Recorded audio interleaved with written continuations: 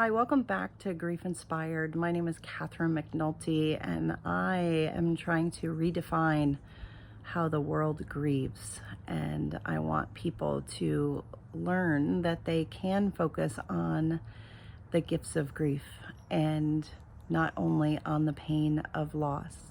And we're going to talk more about that today. But we're also going to start by talking about survivor's guilt. And this is a topic that one of my viewers asked me to discuss, and I put it on a list because I have a list every time somebody gives me, a question or a comment that's really useful that I want to respond to in a video. I have a list that I work off of, and I've kept this one off of. I haven't made the video, even though it was on the list for a while, because I found it difficult to do this video when I was thinking about it, and I wasn't sure that I was qualified to speak about survivor's guilt. So I did a research myself and talked to a few people, and I am going to share with you what I've learned, and I want to encourage you to tell me more. Tell me what's missing, what I didn't communicate. I want to encourage you, if you are experiencing survivor's guilt, to use this opportunity today, to tell me a little bit, teach me something. Because again, I think it's going to help me. It's going to help everyone collectively. So when we talk about survivor's guilt, oftentimes it's most often referred to as people who have gone through a life-threatening event.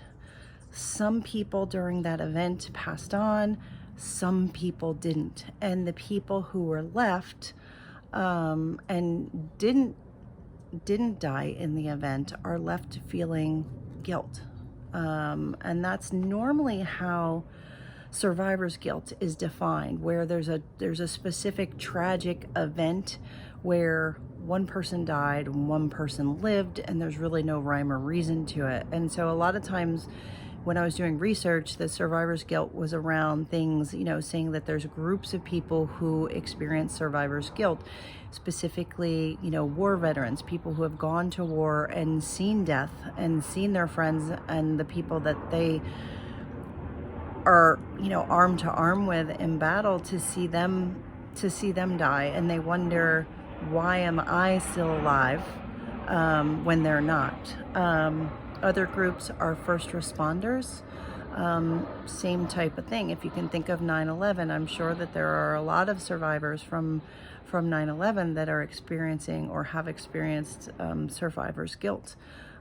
Cancer survivors often will feel guilty, and again, because going through the chemo process, going through everything that cancer patients go through in trying to get through their cancer and to survive their cancer, again, some people win that fight and some people don't, and sometimes there's no rhyme or reason to it. And so if you're the one who has survived, there can be a lot of guilt from that.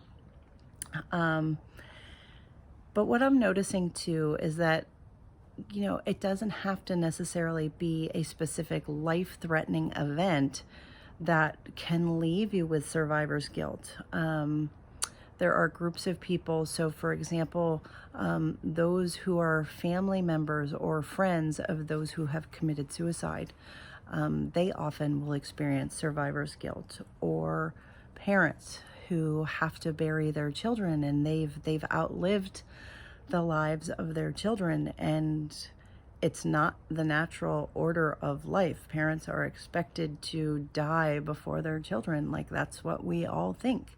And when that doesn't happen, parents are oftentimes left feeling a lot of survivor's guilt. And so whether it was a traumatic event or not, I think that knowing that you've survived, that you are still here, and the person that you love, the person you cared about, they are not, I think that guilt is a very normal and natural response. And I've talked about guilt a lot on the channel, but I think it's a little bit different when it's survivor's guilt, in that yes, you feel like maybe there was more that you could have done, maybe there was more that, things that you didn't do, either or.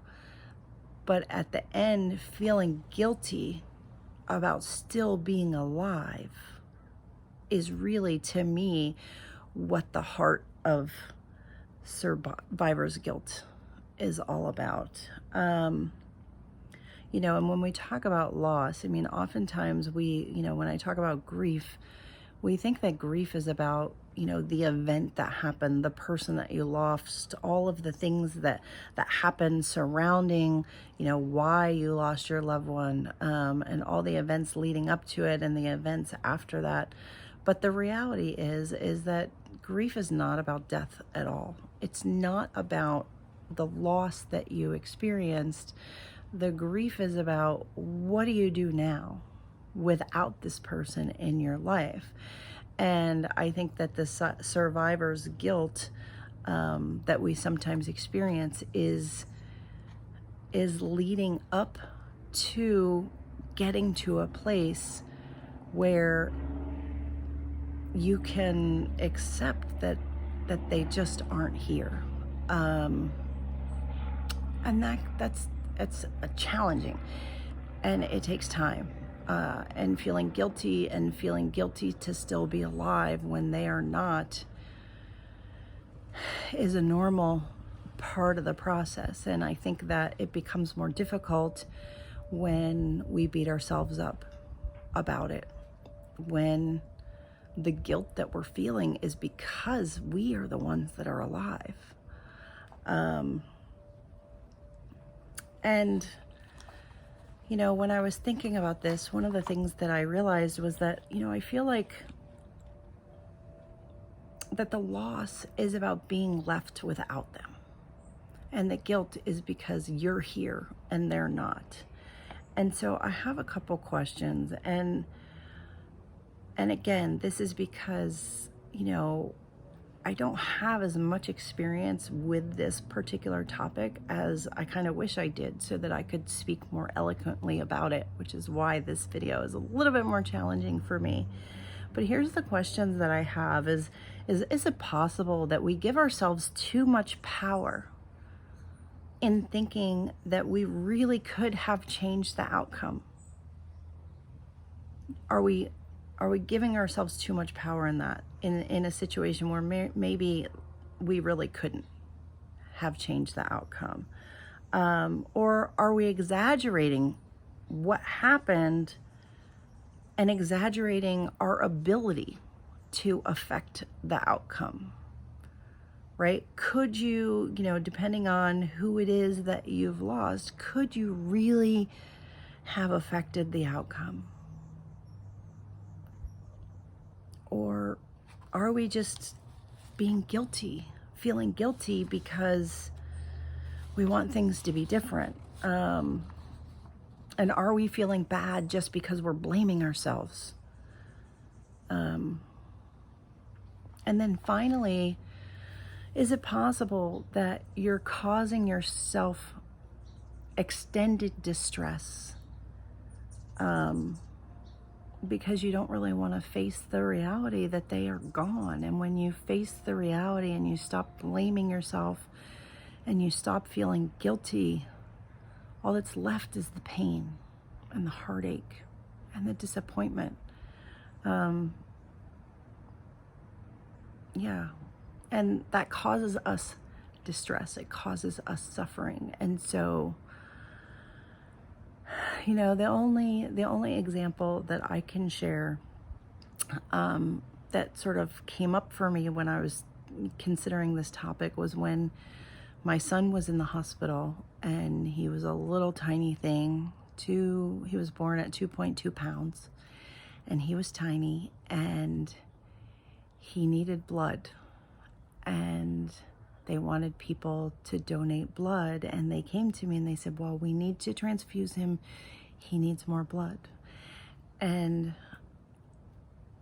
in that moment, as his mother, I reached out both of my hands And I said, take mine. Take all of it. You can have all of it.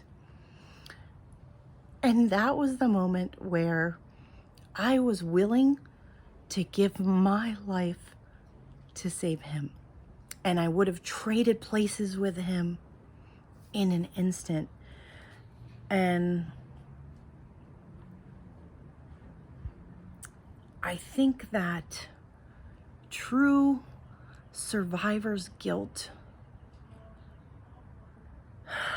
it shows up when you would be willing to give your own life for someone else's. And if you feel that way right now, I want you to drop something in the comments. Say yes. Say, yes, I feel this way. But here's the thing. Guilt and love, and guilt and grief, and grief and love and guilt, these things all go together.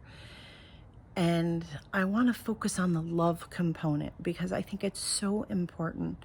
We feel guilty as we're grieving, and grief is the price that we pay for love, and that you love the person that you have survived and that you're experiencing survivor's guilt for. You're feeling the depth of your pain because of how much you love them, and you're feeling survivor's guilt because the reality is that you would give up your life for theirs, that you would be willing to change places, and you don't have the power to do that. None of us do. But I think that if we did in these moments, right, in the pivotal moments, yes, we would decide. Now, I can say that as a mother, if anything happened to my son who's 8 now, absolutely, I would give him my life for his in a minute. And I think that that's what we need to focus on, is the love that you would give, that you have, because you would deny yourself life for someone else. And I just think it's so powerful. And if you think about that other person, what would they say to you? Would they want you to be hurting this much? Would they want you to suffer the way you're suffering? Or would they be in the same situation if the roles had been reversed? And would they have said, I would have given my life for you too? Which is essentially part of what they may have done. Like, you don't know. None of us know. And so, can we let go of that pain? Can we let go of the hurt? I mean, I think that's the practice. That's the skill, is getting through that and saying, yes, I have survivor's guilt, but my loved one wouldn't want me to stay in this much pain for this long. And so I'm going to choose to let it go a little bit and focus my time and my energy and my heart on the time I did have with the person and on the love that I had. And and if you're really struggling with guilt, whether it be survivor's guilt or any other type of guilt, one thing that you can do is, I want to encourage you to get into action. And while I was doing the research, I found some really good suggestions. And so I'm just going to put them out to you here. Because one thing that I have learned is that me putting my experience out for you guys to hear, and sharing what went on with me is, I think, helpful. It's helpful to me, and hopefully it's helpful to you guys too. But how can you turn, the pain that you're experiencing into an active gift? Well, it's doing something good to help someone else. And it doesn't matter what it is, and it doesn't matter how big or small. It's just the gesture of getting into action and doing something for somebody else that will ease your heart. It'll take the focus off of the pain that you're feeling and put something positive in the world, and that will make you feel better. So here's some examples. Donating blood, it's something that I do really regularly because it makes me feel like I'm contributing, like I'm doing something. Volunteering at a charity of your choice or donating to a cause. If you have something that's really important to you, donate to that cause and feel good about it. And know that by doing that, you're making a difference. Or even just helping anyone around you as you see someone who's maybe struggling with groceries, trying to get their groceries into their car, or offering to, take somebody's grocery cart back to the front of the store for them so that they don't have to walk that way. Just whatever you can do. Maybe it's just visiting somebody or calling somebody who you think might be lonely. Sending a care package, that was another one that I thought was good, right? So send somebody a card just out of the blue, or send them a gift, or buy them something and hand deliver it and say, I just saw this and I thought of you. I think all of these things will help you feel better and work through things. And I think that that's, in the end, that's what we want to feel better. We want to let go of our guilt. And I think one way to do that is to help others and take the focus off of you. So I hope that this video has helped you. Again, we continue to talk about guilt in my monthly groups. Every second Sunday of each month, I will have a live Zoom call. So if you're interested in that, you can shoot me an email at graceinspired@gmail.com, and I will tell you all about how to get involved in that. And as always, if you have comments or questions, please leave them below. If there's things you want me to answer in another video, please let me know that too, and I would be happy to do that. Have a good day today. Be gentle on yourself and know that there is light at the end of this tunnel. Take care.